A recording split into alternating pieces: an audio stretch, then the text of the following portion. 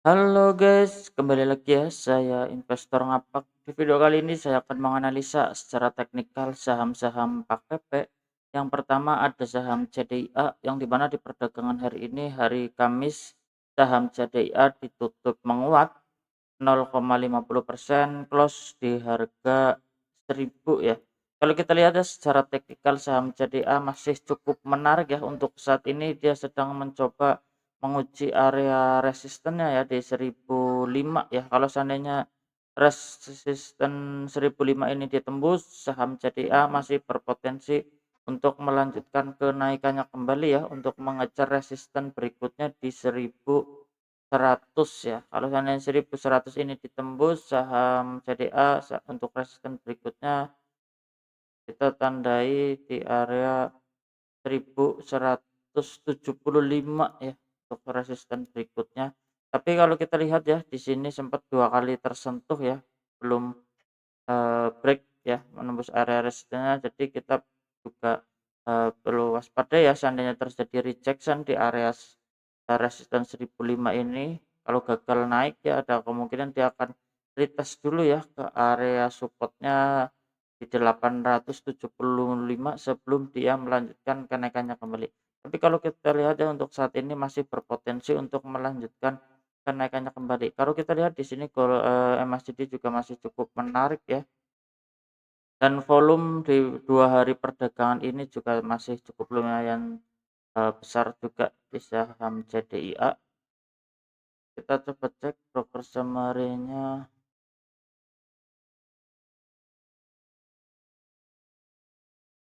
Ya, kalau kita lihat di sini eee, ternyata ada distribusi ya yang masuk ada HP, XL, ZP, dan XQ.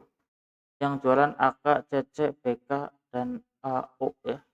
Jadi di sini ada HP ya, Henan ya. Jadi masih cukup menarik untuk saham CDIA masih berpotensi ya untuk melanjutkan kenaikannya kembali. Kita coba lanjut untuk saham yang berikutnya ada saham cuan ya yang dimana di perdagangan hari ini saham cuan ditutup menguat 3,25% close di harga 1270 ya. Kalau kita lihat secara teknikal saham cuan juga masih cukup menarik ya karena terkonfirmasi break menembus EMA 20. Jadi ada potensi saham cuan akan melanjutkan kenaikannya kembali ya untuk mengejar resisten berikutnya di 1310 ya. Untuk resisten terdekat seandainya resisten ini terkonfirmasi ditembus, untuk resisten berikutnya kita tandai di area 1350 untuk saham cuan ya. Jadi masih cukup menarik ya untuk saham cuan, kita tandai di sini. Kita hapus area support. Jadi masih cukup menarik ya karena terkonfirmasi menembus area 1230 dan EMA 20-nya ya. Jadi masih berpotensi untuk melanjutkan kenaikannya kembali untuk mengejar resisten 1310 sampai 1350 ya. Selama support 1170-nya ini tidak ditutup untuk saham cuan. Kita coba cek broker summary-nya ini. Ya, kalau kita lihat ya mulai ada akumulasi kecil di yang masuk ada KZ, SS, AZ, BK, dan PD ya mulai ada akumulasi. Tapi kalau kita lihat tadi CDA-nya distribusi ya, tapi dia harga sahamnya naik. Salah. Kita coba lanjut untuk saham yang berikutnya ada saham BRPT yang dimana di perdagangan hari ini saham BRPT ditutup menguat 5,10% close di harga 1855 ya.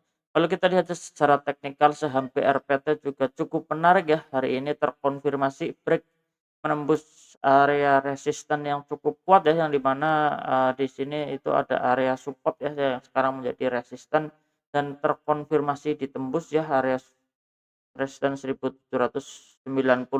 Jadi untuk saham BRPT masih berpotensi untuk melanjutkan kenaikannya kembali ya, untuk mengejar resisten berikutnya, kita tandai resisten terdekat ya,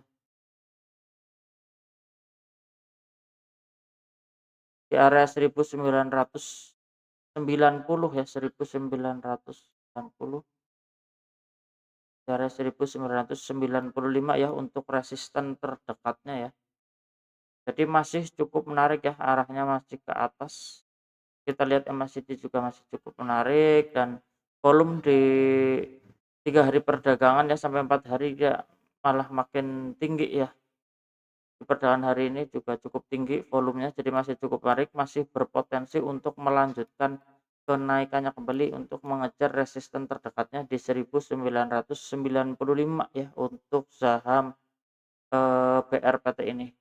Tapi disclaimer ya, analisa kembali kita coba cek di sini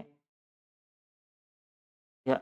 Kalau kita lihat di sini ada distribusi sebenarnya untuk saham BRPT ya, tapi nggak masalah ya.